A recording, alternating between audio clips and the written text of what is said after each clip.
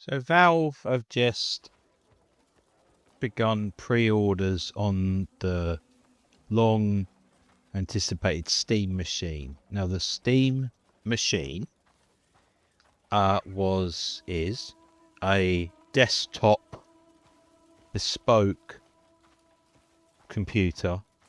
It was meant to be kind of a follow-up to the Steam Deck. Now the Steam Deck was very, very, very popular.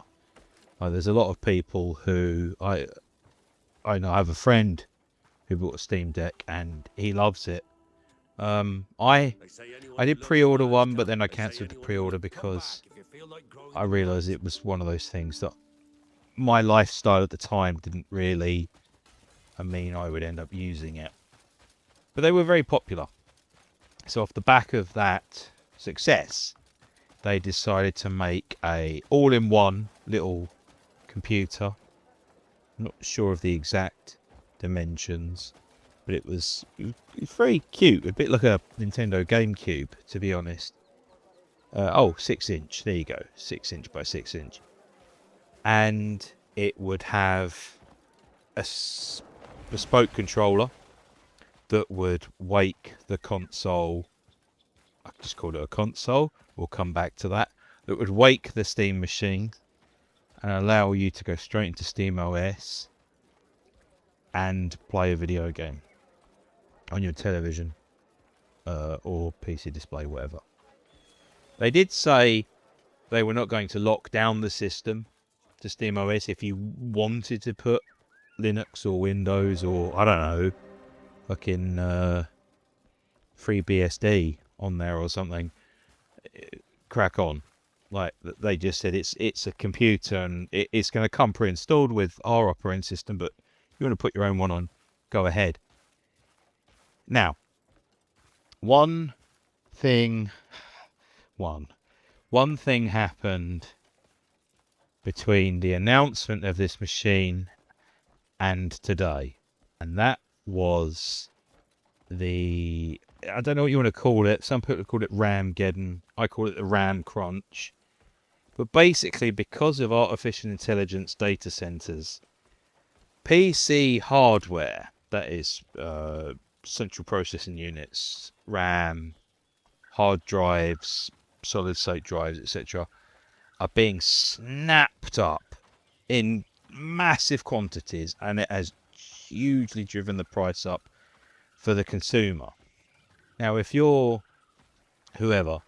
one of these data center people, one of these Amazon or ChatGPT or Silicon Valley bros, you can absorb that, perhaps. But what it meant was PC hardware prices, especially RAM, actually, have gone up ridiculously. And now is not a good time to build a bespoke machine. There are ways round this, like laptops, gaming laptops, and pre-built PCs, and if you're savvy, PC components, if you purchase them second-hand, I've purchased second-hand PC components, and people have purchased second-hand PC components off me. They don't, burst into flames the minute you sell them. I've sold them because I've upgraded, and I've been very honest about, how much I'd used them, and if I'd overclocked them or whatever. So there are ways around this, but to the average Joe, and when I say the average Joe, I mean the person who just wants to buy a machine that can play video games and have it delivered to the home, and they turn it on and it does that, which is very similar to console gamers. They're not interested in that. They're not interested in going through all this rigmarole of building your own computer. So we come back to the Steam machine prices. Now, as I've said before, and this is clearly apparent, I live in the UK. So the prices I'm going to give are going to be in British pounds. I apologise if you want to convert them to US dollars, Canadian dollars, Australian dollars. I was trying to think of another currency then. Like, I couldn't even think of euros or like UAE dirhams or Norwegian krona. None of them come to mind. But I'm going to give these prices in British pounds. Okay. Now, the cheapest model, which has an internal storage of 512 gigabyte, is £879. Now, that is, first of all, more expensive than a PlayStation 5, a base PlayStation 5. Now, PlayStation prices went up recently because of the same RAM crunch, the same hardware problem. And it's a bit different because PlayStations have a version with a disc reader and a version that doesn't have a disc reader. But roughly speaking, here in the United Kingdom, they're about, let's just say, £500, right? They can go up, they can go down, and then a PlayStation Pro is about 790. Now that's not nothing. That's a lot of money, right? Don't get me wrong. But what it isn't is £879 for a 512 gigabyte console with, again, I call it a console. I keep doing this, without a controller. If you want a controller, that's £938. Okay? Now, they have another model, a 2 terabyte internal storage. And I believe you can upgrade the internal storage yourself if you want. But again, you're going to have to pick one. And I don't know if you would have to swap that drive out and replace it with a bigger drive, or you could add another drive, etc.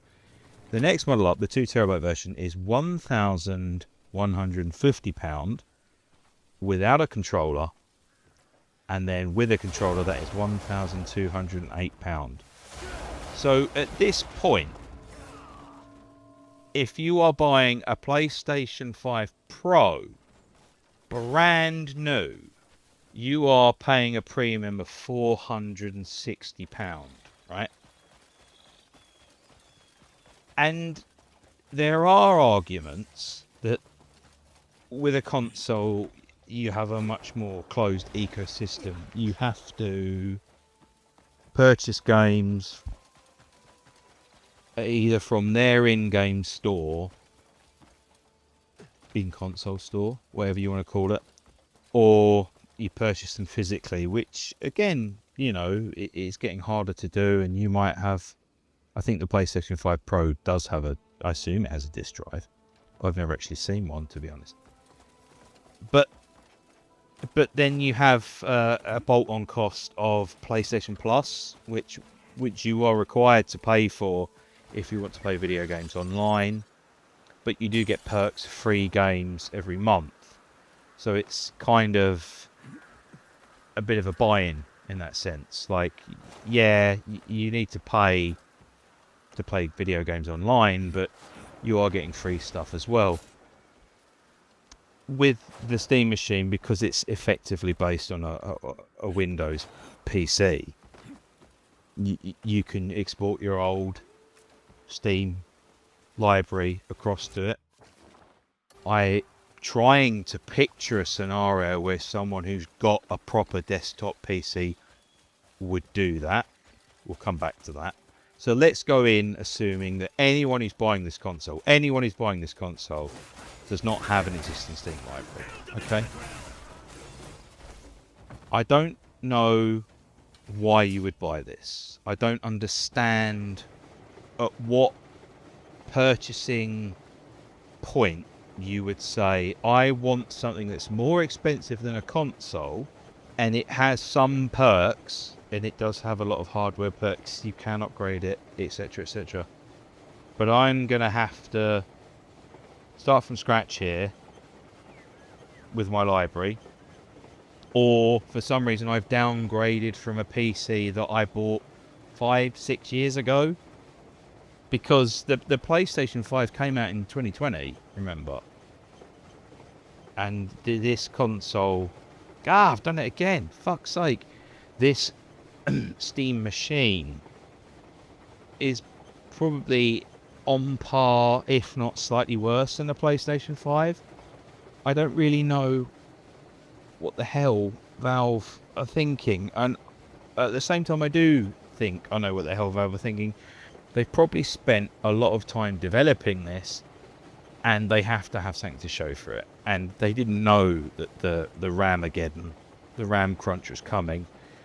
They manufactured these things, and they were like, well, this sunk cost fallacy, etc. I don't think Valve are stupid. I think they had to release something. If you're old enough, you will remember that they had a crack at Steam machines quite a while ago. It didn't go great, right?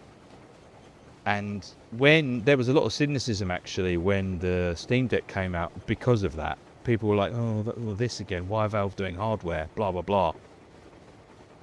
But this just seems dead on arrival, to be honest. I don't really know who's going to buy one of these.